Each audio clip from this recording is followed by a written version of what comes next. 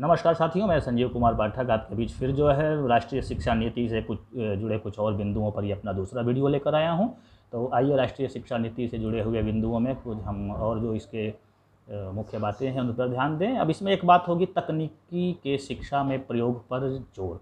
तो दोस्तों, तकनीकी का शिक्षा में प्रयोग बढ़ता जा रहा है और लॉकडाउन की इस अवधि में हमने देखा कि तकनीकी का शिक्षा पे कितना असर रहा है। वो शिक्षक जो तकनीकी फ्रेंडली हैं, जो टेक्नो फ्रेंडली हैं, जो टेक्नो सेवी हैं, उन्होंने बेहतरीन प्रदर्शन किया है इस लॉकडाउन के दौरान और आगे इसकी बहुत सख्त ज़रूरत है। इसलिए इसके लिए इस पे बहुत जोर दिया गया है। इसके लिए एक अलग फोरम के निर्माण की बात की जा रही है, उस पर हम अभी आगे बात करेंगे।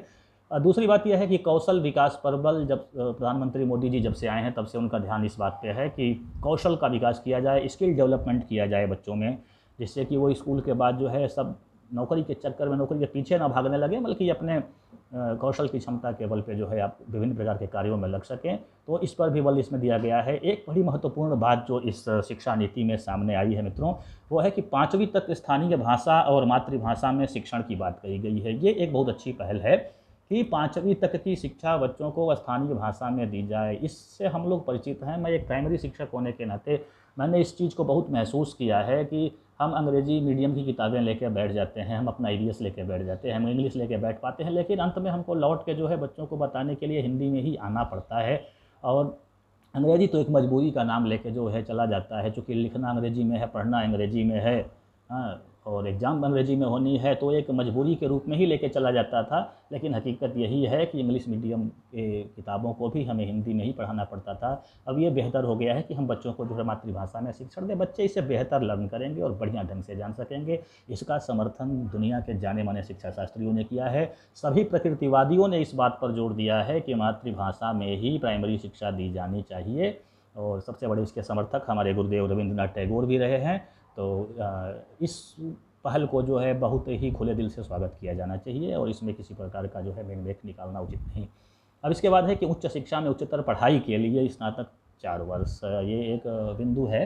बहुत ज़्यादा ये क्लियर तो अभी नहीं हुआ है, लेकिन फिर भी अगर ये है तो इसमें यही रखा गया है कि जो आगे की ऊंची पढ़ाई करने चाहते हैं, यानी जो एमए करना चाहते हैं, जो पीएचडी करना चाहते हैं या और हायर एजुकेशन लेना चाहते हैं, यानी शिक्षा के क्षेत्र में और आगे बढ़ना चाहते हैं, या उनको 4 साल का जो है ये स्नातक कार्यक्रम करना होगा, ताकि वो और अधिक से अधिक बढ़िया आधार मजबूत करके तब वो ऊपर की पढ़ाई में जाएँ। यानी एक तरह से आप कह सकते हैं कि बहुत जो उच्चतर शिक्षा है ये सबके लिए खुला रखना ठीक नहीं है कि जिसका भी मन में आए बीए कर लिया, कुछ नहीं हुआ, एमए कर लिया, कुछ नहीं हुआ, फिर एक और एमए कर लिया। तो ये चीज़ें ठीक नहीं है, सबके लिए नहीं ये होना चाहिए। इसके लिए अवसर जो है दिया जाना चाहिए कि जो इसमें जानने का इच्छुक है, जो आगे बढ़ने का इच्छुक है, वही जो है इस काम को करे।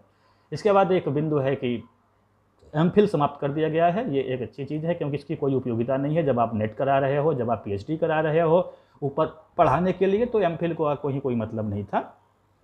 इसके बाद है कि उच्चतर अध्ययन न करने वालों के लिए स्नातक 3 वर्ष, ये वहाँ ऊपर बात कही गई है कि जो ऊपर जाना चाहते हैं, आगे की पढ़ाई पढ़ना चाहते हैं, उनके लिए 4 वर्ष, और जो ग्रेजुएशन करके किसी और जॉब वॉब की तलाश में या कुछ और काम करना चाहते हैं, उनके लिए 3 वर्ष। अब यहाँ मैं एक बात आपको बताऊँ कि शिक्षकों क्या कैसे प्रमोशन होगा, कैसे उनका चयन होगा। इसके लिए एनसीईआरटी को कहा गया है कि वो 2022 तक नेशनल परफॉर्मेंस स्टैंडर्ड टीचर ऐसे कुछ करके है ये, तो इसको डेवलप करने के लिए कहा गया है, जिससे कि जो है बेहतरीन शिक्षकों का चयन हो सके और उन्हें जो है सही ढंग से प्रमोशन दिया जा सके। तो ये सब कार्य कैसे किया जाएगा, उसके लिए एनपीएसटी नाम से जो है एनसीईआरटी 2022 तक डेवलप करेगी, एक पैटर्न, एक कोर्स बनाएगी।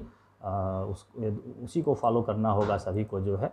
और इसके बाद जो है अगला जो बिंदु है वो है NCFTE national curriculum framework for teacher education.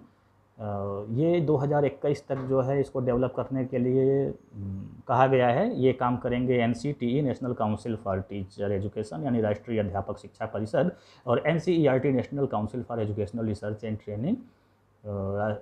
ये 2021 तक ये दोनों मिल के जो है, और NCFTE यानी national curriculum framework for teacher education, teacher education अब कैसी होगी, किस प्रकार की रहेगी, उसके लिए ये दोनों संगठन मिलके काम करेंगे। और इसके ऊपर वाला जो NPST था ना, वो ये था कि चयन कैसे होगा और उनका जो है ऐसे प्रमोशन वगैरह कैसा होगा, ये उसके लिए काम करेगा। नीचे वाला जो है NCFTE, ये जो है उनका पाठ्यक्रम निर्धारित करेगा कि अब टीचर एजुकेशन कैसे होगा।